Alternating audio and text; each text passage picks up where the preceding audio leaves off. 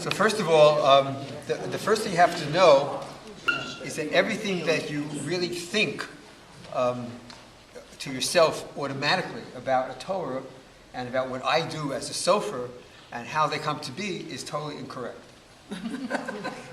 So to summarize this, instead of giving you a long explanation about it, to summarize it, the truth is the Hebrew letters aren't letters, like ABC, and the Torah is not a book, and I don't write.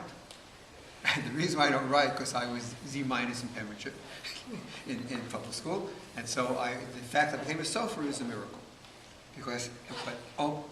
In terms of writing, because I write like a doctor. I was pre-med, so I was born to be a doctor because no one could read my handwriting. In truth, even my doctor, who was my mentor, was going to say, you're born to be a doctor because I can't figure out what you're doing. You're right. But a sofer has nothing to do with writing.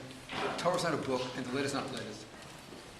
So, and you every step along the way, what I'm going to tell you, what I'm about to tell you very quickly, which I can expand on as long as you want, you're going to fight it because your mind's convinced that I'm just being metaphysical or being spiritual or being poetic or giving you parables, but it's not really the reality. And the reality is that letters are simply symbolic. They're symbols. They don't mean anything. Yeah. They're arbitrary. So if you make an A with a little flair like this, no big deal. Maybe you become famous. You're considered a scribe or something, creative calligrapher. But what I do, it has nothing to do with symbols. Every letter is literally a definitive thing, like you are definitive. When you look into the mirror, you don't expect to see me, or your neighbor, or your wife. You expect to see yourself. You don't expect to see an extra ear or feet or hands, because if you're a puppet, yes. So I can play around with a symbol, because it's just a puppet. It's not, there's no resistance. But with something that has a living sense, so I'm getting a little warm to what I'm about to, sort of to get you back into what I'm about to say, which is not easy to accept. Is that basically when I come to a congregation, I heal Torahs. Now that's not a spiritual term, it's not a metaphysical term, it's not a poetic term. It's a reality term.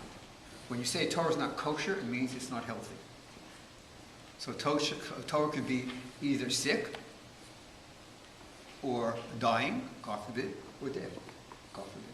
And I can bring it back to life. So when a Torah is not kosher, it's not alive. And literally, I put body and soul together. So I'm sure I know what you're all thinking, but it has nothing to do with suffrage. But that's what suffrage is, literally.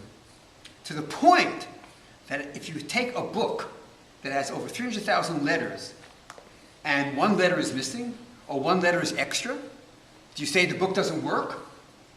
Who would be an idiot to say such a thing? You wouldn't even notice it. Who would notice one letter is missing and one letter is extra? Or one word is extra, one word. You wouldn't. And you drop some mustard on it. You don't say, I can't use the book because it's mustard on it. What does it work? And we do that?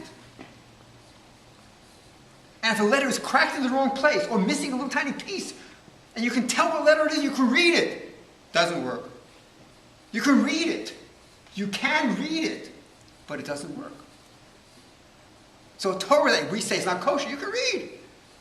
By the way, have you ever heard the Torah read? Never. I'm not letting you answer the question. Usually I like to play with this one. Never! You heard it's sung.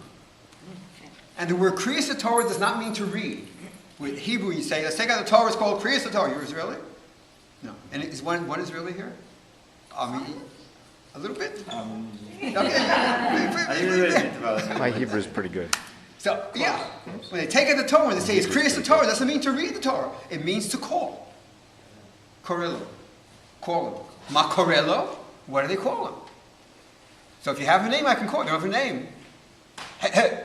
If someone says, hey, you, what are you supposed to do? Go the other way. He's dangerous. So Torah is an instrument for calling. It works. I use the word instrument very quickly because, a book doesn't work. But doesn't Mikro also mean to read? Yeah.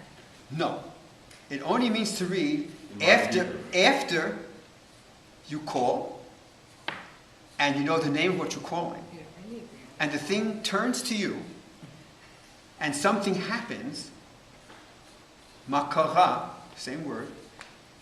Something happens, and then you can write about it, read about it in New York Times or wherever you want to read. Mata what are you reading? Is only after something happens, which only can happen after you call it, because you know the name of it. And if you can't name it, you can't find it, you can't relate to it. And it goes very nicely with the fact that davar, while it refers to a word, is also a thing or a happening. Okay, perfect. Okay, you're way ahead of the game. Because if you read, if you look at the 5 books of the Torah, in the Hebrew, it's a sentence. Bereshit in the beginning, Shmot, which means names,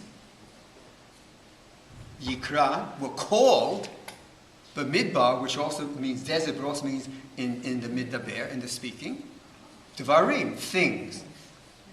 So if you can name it, you can thing it. And in science, this is one of the great masterful things of science, they name things and no one knows it. We have no relation to it. Gravity, what in the world is gravity? We still don't know what it is. But we know we relate to it. We relate to all kinds of things we don't see. Electricity, yeah, really. No. And all your computers. By the way, what is a computer made of? Sand. Purified sand. Thank you. You got right to the point. You say silicon, I say purified. So I usually tell the students, yeah, it's made from sand. Really? Sand? But purified sand. But so pure that if there's something in it that you can't see with your eye, or with a good microscope, or with a very good microscope, it doesn't work. But and of course, I used to be interrupted all the time by this thing. Until I realized this is my lifesaver. Because this is the closest that you can start to describe a Torah. When they discussed what a Torah was, it was more like this. So in former days, among the sages, they would describe it something like this. You hear voices in the ear? Really? And just the one you have to hear. Not somebody else's. Not one that's 20 feet away, but 1,000 miles away. Your 1,000 mile away voice comes right into you. And then you talk back to it. And you believe it's all going on. And you trust it. Because it's purified sand. And it has something in it. It has no pure and nothing impure. You can't even see with your eyes. And you believe that and you accept that and it's good and everything's fine. You pay it. But a Torah? So I'm telling you these things, you say, oh, you can't get this guy. It's portable. Yeah. But, and the Torah is meant to be carried. It's meant to be carried. Even though it was stationary, you didn't take the poles out. The whole thing is not a small matter, because the word for Jewish law, we used to say, is halacha. Halacha, which means to walk. Oh. And the mitzvahs are from the word like a tzion, which means when you take a trip on the Appalachian Trail, you want to follow the guideposts that keep on the trail to get where you're going. And if you go to a foreign land, you need a tour guide, right? What's the largest industry in the world today? Tourism. Tourism, right. So I said I usually don't go so fast. I'm doing this fast. I have a short amount of time. Very sophisticated people, so I'm going fast as I can. But where's where tourism come from? Of course, I wouldn't bring it up unless it had to come from the word Torah. And in the Torah, the Tur et haaretz, it takes you on a trip. Now, if I said that 40 years ago, we'd be in trouble. But okay. Yeah. But it's meant to, and it's supposed to get you on a trip. It will get you somewhere. Most of you don't know where you're going. Where am I going? I don't know where I'm going. Where did I come from? I don't know where I come from. What are you doing? I don't know what I'm doing. Who are you? I don't know. You don't know. So Torah is like a tour guide, and you need a tour guide in a place you've never been to before. Or you're not really sure, whatever it might be. Okay. So this is more like it is. Let me finish about the Torah now, why it's not a book.